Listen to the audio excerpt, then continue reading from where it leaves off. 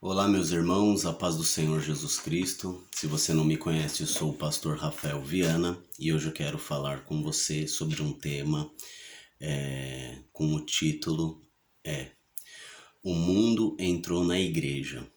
E eu vou falar sobre algumas questões como artistas, divórcio, aborto e cultura. Tá? Vou dar alguns exemplos do passado, exemplos atuais, para uma meditação para a igreja. Bom, de forma direta, o mundo ele entra na igreja por intermédio das ideias. Tá? Grava isso. O mundo entra na igreja por intermédio das ideias. E depois essas ideias viram ações e por fim se tornam tradições aceitas nas próximas gerações dentro da igreja, tá? Espero que você me ouça, fique comigo até o final deste vídeo aqui, tá bom? Vou dar um exemplo. No tempo de Jesus, surgiu uma ideia de que se você fosse doar algo para o templo e seus pais estivessem necessitados, então você poderia dizer que o recurso era Corban. Ou seja, sua obrigação religiosa te livrava de honrar pai e mãe com esses bens. Assim você cumpriria a sua tradição sem ser punido pelo mandamento de honrar o pai e a mãe. Jesus, no livro de Marcos, capítulo 7, condena tal atitude, mostrando que era um absurdo a tradição ter mais valor que o mandamento de Deus. Bom, foi aquilo que eu apresentei para vocês aqui. Imagina só, começa-se com uma ideia.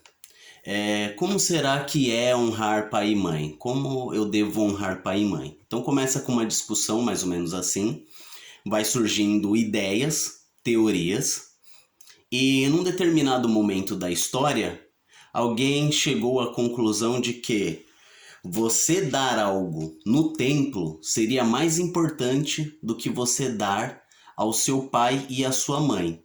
E aí esse termo Corban não é traduzido, né? Do hebraico para a nossa língua.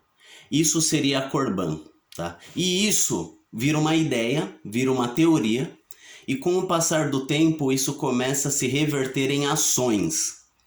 Essas ações, por muito praticadas, geração após geração, se torna uma tradição, ao ponto de que as próximas tradições que nascem, que surgem e vê isso ser praticado, achar isso normal.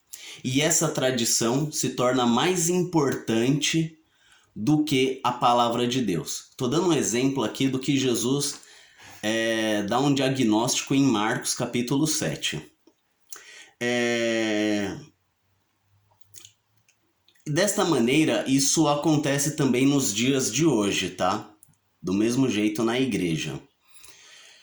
As ideias são materializadas, passam a serem vistas nas ações, nas produções artísticas, nos livros, nos sermões, nas músicas, e isso influencia todo o jeito de ser cristão. Então nós cumprimos e seguimos uma tradição sem colocá-la à prova da Bíblia para ver se essa tradição é válida ou não.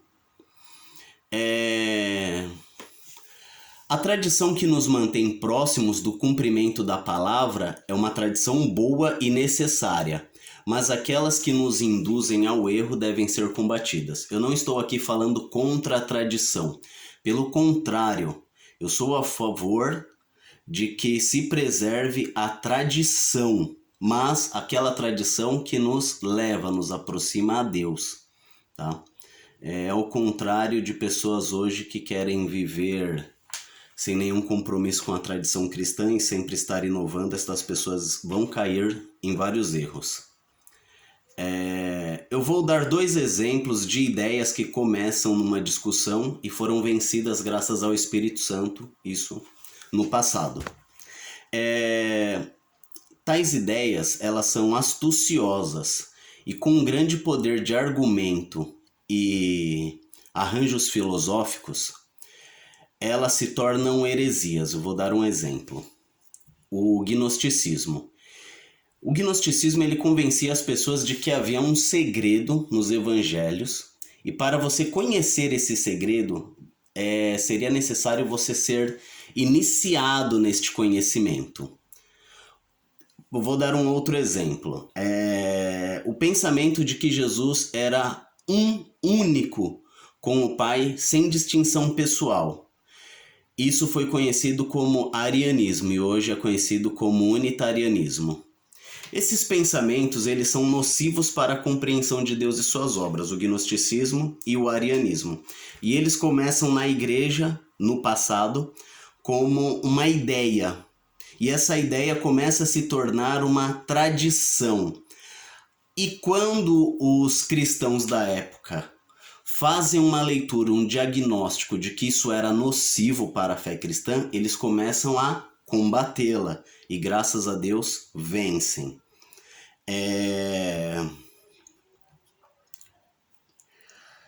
Hoje em dia, nós vemos que as ideias que entram na igreja e afastam as pessoas da verdade não são tão complexas quanto o gnosticismo ou o unitarianismo, né? Elas são ínfimas, mas se agarram nas práticas e criam tradições. E tradições que nos levam para longe da verdade de Cristo. Eu vou citar algumas. Vou fazer uma pergunta para você. Você é a favor do aborto? Eu espero que você tenha dito não, tá? Mas e no caso de estupro ou anencefalia? O bebê está nascendo, sei lá, sem o cérebro, ou uma mulher foi estuprada. Você é a favor do aborto neste caso? Eu participei de algumas discussões em grupos e eu vi que muitas pessoas defendiam esse tipo de aborto. E você sabia que o aborto, independente do motivo, nunca foi uma opção para os cristãos?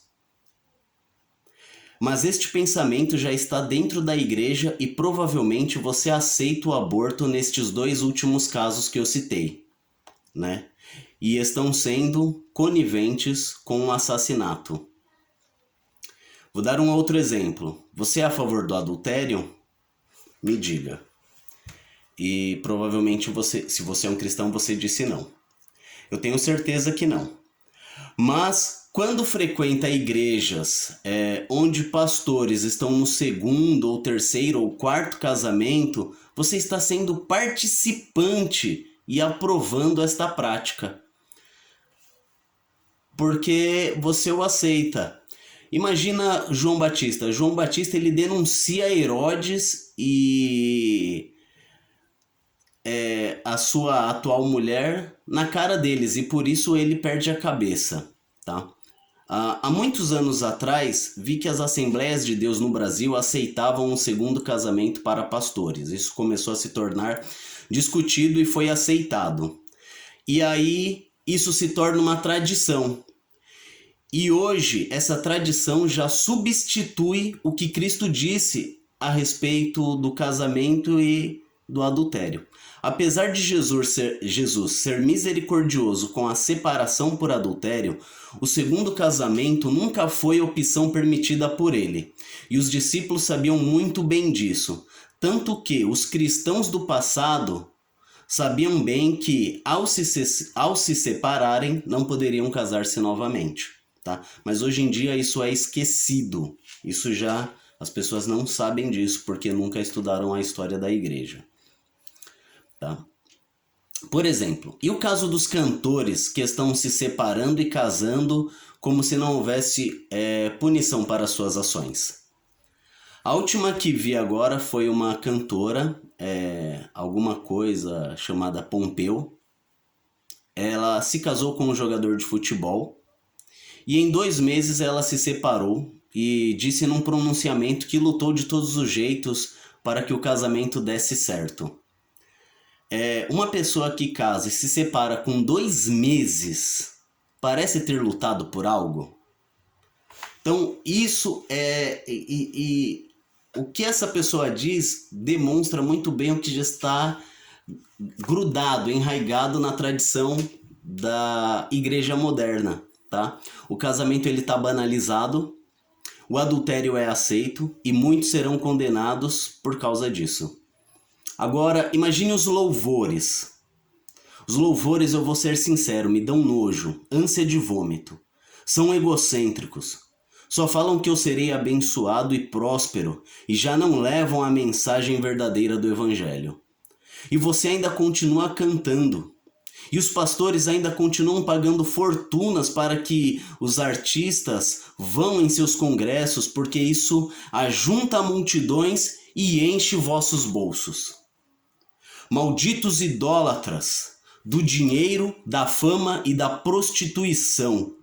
E você aceita, cristão, você continua aceitando tudo isso quando participa destes cultos. Você paga grandes ofertas e canta todo tipo de mentira juntamente com estes cantores. As novas músicas são apenas para movimentar a indústria gospel. Elas não estão nem aí se a música vai afastar ou aproximar a igreja de Deus. Apenas querem os lucros, as agendas, os seguidores do YouTube. Eles querem apenas viralizar na internet. Estou dando para você aqui vários exemplos de pensamentos que já entraram na igreja e são parte do mundo e agora moldam a cultura cristã. Qual foi a última vez que você escutou um pastor pregar que as pessoas deveriam casar-se virgens como a Bíblia recomenda? Me responda. Estamos muito longe do que a igreja foi algum dia. Os cultos precisam ter luzes próprias para mexerem no emocional, juntamente com uma música de fundo enquanto o pregador traz mais uma mensagem, prometendo que naquela noite a tua vitória vai chegar.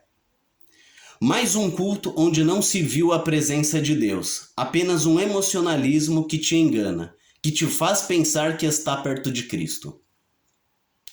Estes são apenas alguns exemplos. Vou comentar mais nos próximos vídeos, tá bom? Agora, você quer saber como vencer isso?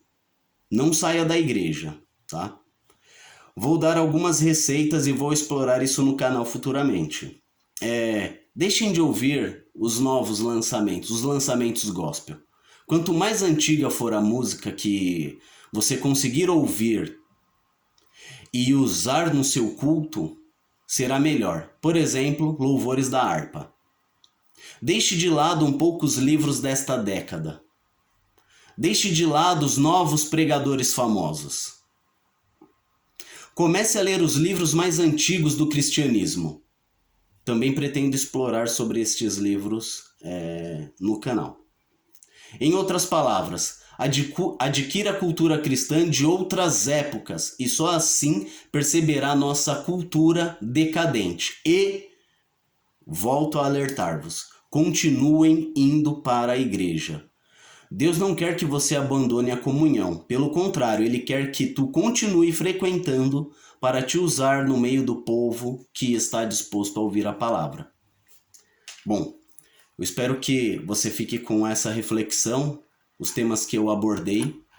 Coloque em prática a receita que eu dei e continue me seguindo no canal. Que Deus te abençoe e fique na paz do Senhor Jesus Cristo.